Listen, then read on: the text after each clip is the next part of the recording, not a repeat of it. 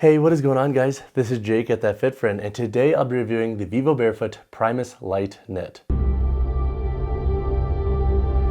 So 3 pros that I have with the Primus Lite Knit is number 1, I think if you're on the market for a barefoot shoe for training in a lot of different verticals, but then also wearing for daily wear, the Primus Lite Knit can be a really good option to explore. This model has a nice clean appearance. It's one of the better looking Vivobarefoot models in my opinion, and with this booty stock construction, it's easy to slip on and off for daily wear, and it's pretty dang comfortable to wear sockless or with socks. So if you're going out in colder months, you can easily put socks on in the shoe and it's pretty comfortable. And if you're wearing it in warmer months, you can go barefoot and the knit breathes pretty well as well. Now, granted, there will be a cutoff with colder months because with knit uppers, they can be a little bit too breathable. So I would not recommend wearing this barefoot in the winter because my feet got super cold doing that the other day. But I do like that it is a very kind of like versatile daily wear barefoot shoe that can work in different settings regarding its comfort. Now in the gym, when it comes to lifting, this model performs really well. You have a 4mm thick active sole, so you can get super close to the ground. You have a very minimalist stack height, and you do have a removable insole with a finished internal construction.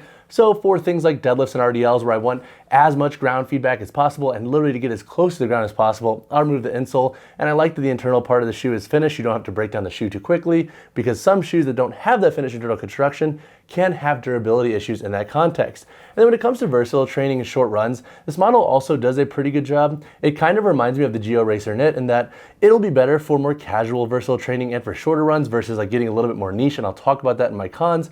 But when it comes to being well-rounded regarding performance and for daily wear, I like the Primus Lite Knit. The second pro that I have with this shoe is its upper construction, and I briefly alluded to this in my daily wear talk just now. But why I like the knit upper in this model is because 1, it stretches and moves really well, so you do have a nice level of stretch and flex with the knit upper in this model. You also have a nice level of breathability, and with this booty stock construction, this model is super easy to slip on and off without having to undo the laces every single time. So I'll just leave these laced like this, pop them on and off, and generally I'll have enough security for daily wear context, and that is because this upper, I think, does a really good job at accommodating the foot regarding just very basic security, but also feeling pretty good in doing so. The third pro that I have with the shoe is its sole construction and how flexible and maneuverable it is. So with this model, you get the 4mm thick active sole. The sole does a really good job at articulating, giving you a nice level of flexibility. So for things like lunges and split squats where you want a lot of toe flex or a lot of articulation in the foot, this model does a really good job at allowing the foot to do its thing, allowing the arch to collapse and flex, etc. So your feet can actually do their jobs in training. And I like that it has a pretty consistent tread on it. Now this active sole is very similar to the Primus Lite III. So if you love that sole construction, then I think you'll like the Primus Lite Knit sole's construction.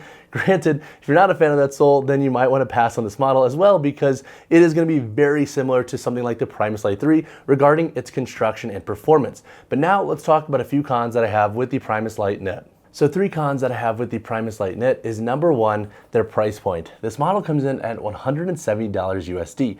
That is definitely pricey for a singular barefoot shoe. So if you're trying to spend $150 or less, you can definitely find barefoot shoes that also perform really well and look pretty good for daily wear as well. For example, if you're sold on Vivobarefoot, I would say look into the Primus Lite III. That model's around like $150 USD, performs really well, looks pretty good, and you could typically find coupons and codes to help knock that price down. I do believe I have one for that fit friend. It is J Bully. It should save you 10%, but also I would suggest looking into other coupons and codes that can hopefully save you more because $170 is a tough price point to swallow. And honestly, investing in this shoe for review, this one hurt a little bit, to be quite honest with you. The second con that I have with this shoe is that it runs a little bit long in my opinion. So I'm a size 10, and in all the Vivobarefoot models I review, I get a 10 because they don't have half sizes and typically they work out. However, there are some models that run a little bit long, and the Primus Lite Knit I don't think is an exception to that because I have about like an inch of space up here at the end of the toe box. And so this inch of space then makes the toe break a little bit uncomfortable. So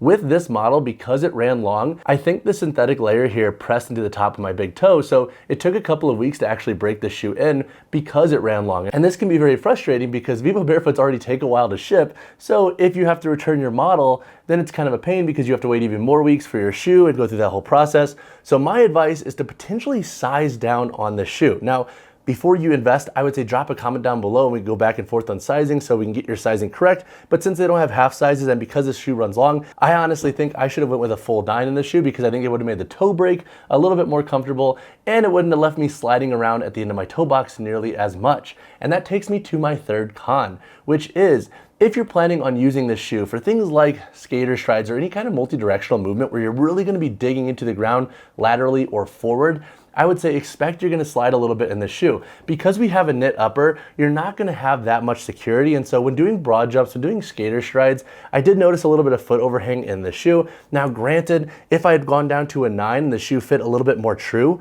I don't know if that would necessarily be as noticeable of an issue, but with the knit upper, I do think that you're going to have some security issues when you get more niche with your training, especially in the context of explosive training. So just food for thought there. If you plan to use this shoe for a lot of plyometrics and explosive work, you might want to actually look into a model like the Primus Lite III that gives you a little bit more security, or size down to make the shoe fit a little bit more true. But now let's talk about the performance of the Primus Lite Knit. To break down the performance of the Primus Lite Knit, I'm going to break this section into a few different parts. I'll talk about the shoe's performance for lifting, versatile training, short runs, and daily wear.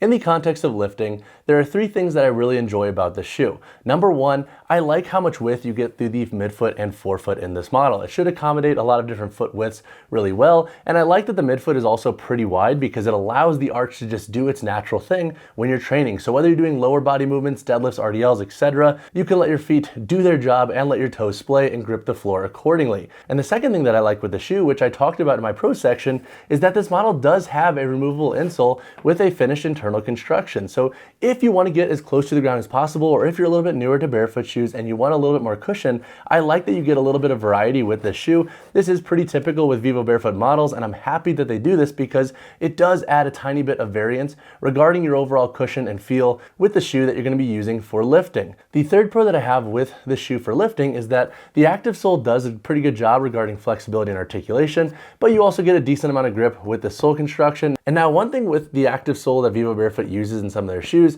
is that you can have slip issues in certain contexts. So for example, if you're doing really heavy sled pushes on turf, you might notice that the shoe does lack a little bit of grip, but that's because the tread patterning isn't super aggressive. However, on rubber gym floors and for doing more casual stuff on turf or wooden platforms, I don't think grip should be an issue. So I think for most lifting contexts, the sole does a pretty good job regarding traction. When it comes to versatile training, I like this shoe for the most part. However, once again, there will be a little bit of a cap with its performance. So for things like box jumps, some more casual hit workouts, and jump ropes, so things where you're basically going to be going up and down, or you're not necessarily putting a ton of stress into the front of the shoe or the lateral side of the shoe, you should be plenty fine using this model for that style of training. So for example, if I was blending some kettlebell swings with some box jumps and even some jump rope, the shoe did an exceptional job, and I like how comfortable it is for that context. But once again though, if you plan on doing explosive movements like broad jumps and skater strides, you might notice that the knit in this model lacks the security that you need to really lock that foot down. This is similar to the Geo Racer knit, and that's why I'll also limit the Geo Racer knit's use for that training context and opt for something like the Primus Lite III or the Tolos Archetype 1. They do a slightly better job of giving you a little bit more security through the upper in the shoe.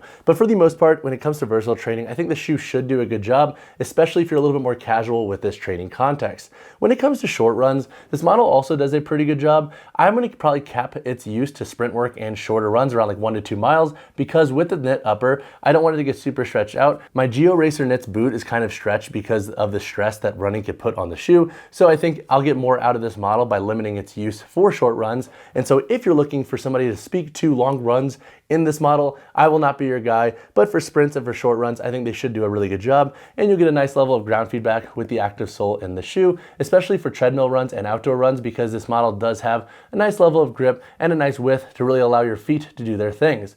When it comes to daily wear, I enjoy this shoe for 3 key reasons. Number 1, it looks pretty good, and now we can debate colorways and appearance all we want, but I like the look of this shoe and how casual it looks. I also like how easy it is to slip this model on and off, so I'm pretty lazy when it comes to my daily wear shoes, so having a booty style construction in a daily wear shoe is great because I don't have to relace and unlace, etc. And then lastly, I like the breathability of the knit, and I like that it feels good when wearing them sockless or with socks. But overall, the Primus Lite Knit has been a strong, well-rounded shoe for the most part. When it comes to the price of the Primus Lite Knit, you can expect to pay $170 USD. Now I've already discussed that in this video, but that is a pretty high price point for a singular barefoot shoe. So once again, I would suggest shopping around for coupons or sales, because if you can knock some dollars off of this shoe, I think that is going to be a better bet, especially for somebody who doesn't necessarily want to drop over $170 with tax and shipping, etc. for a singular shoe.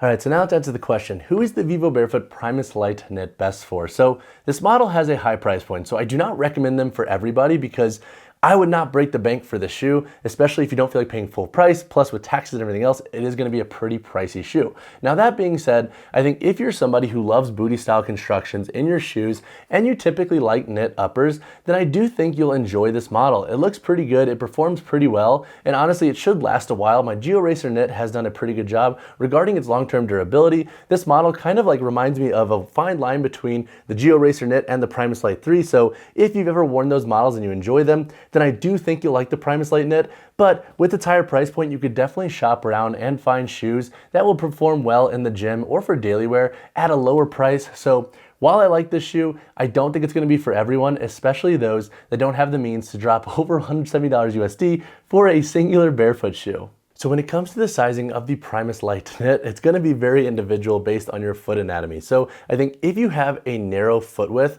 then you'll wanna go down in this model. So I'm a 10, I actually wish I had gone for a 9 and I have a neutral width foot. So I think for narrow width feet, you'll be safe going down in this shoe. If you have a neutral width foot and you like more room at the end of your toe box, go true to size. Or if you like a snugger fit like me for training, I would say go down. And then also if you're in between sizes, you'll also want to go down because I find this shoe to run a little bit long. Now, if you have wide feet, I think you'll be safe going true to size, but again, it's gonna be very individual. So with the sizing of this model, before you invest in them, feel free to drop a comment below or reach out to me personally, and we can go over sizing and fit, or I can send you videos of how this shoe compares to other barefoot shoes, because I don't want you to invest in this shoe, get them and be like, damn it, I have to return, and now you have to go through all these weeks of return process, etc. with Vivobarefoot shipping. So definitely reach out if you have additional questions on this model's sizing. All right, so when it comes to the weight, heel toe drop, and insole in the Primus Lite Knit, for my size 10 model here, we have a weight of 8.85 ounces. The heel to toe drop in this shoe is 0 millimeters, and this model does have a thin foam removal insole with a finished internal construction. All right, so now let's cover the construction of the Vivobarefoot Primus Lite Knit. Around the toe box here, we have a light internal toe guard. Honestly, I do wish there was a little bit more of a rigid reinforcement here on the lateral side. I think that would help give this knit a little bit more security when doing lateral training. And then when looking at the upper, we have this knit upper. It is built with a recycled polyester that encloses the entirety of the shoe. We have a booty style construction and an external heel tab here. Looking at the midfoot, we have 1, 2, 3, 4, 5, 6 core eyelets that wrap up. Laces fit pretty true regarding how long they are, so I'll just typically leave my shoe like this and I don't have to relace or lace them. If I am doing a lot of explosive work, I will tighten the shoe a little bit, but for the most part I like that the laces just kind of sit and fit true with the security that they provide, and you don't have to redo them every single time. Looking at the sole construction, we have the active sole in this model that Vivobarefoot uses in some of their other shoes. The active sole in this shoe has a thickness of 4 millimeters, and then when looking at the insole, once again, we do have a removable insole in this shoe, and the internal construction is finished in this model. That pretty much wraps up the gist of the shoe's construction. It's rather simplistic in nature. I like that Vivobarefoot uses recycled materials in it, but if you have additional questions on the construction of the shoe, drop a comment down below. All right guys, that wraps up my review of the Vivobarefoot Primus Lite Knit. Overall, I think this is a pretty strong, well-rounded barefoot shoe. If you have additional questions on this model, drop a comment down below or reach out to me personally, whichever you prefer. And as always guys, drop a like on the video, subscribe to the channel. I'll see you in the next one. All right, so for all of my regular subscribers, today was the day. I got tired of dealing with the mop on the head, so we chopped it all off. I'll show you the transformation in 1, 2. Wow, looking at myself on the camera, it looks so weird. I feel like I went from like a homeless caveman to like a finance bro in New York City, y'all.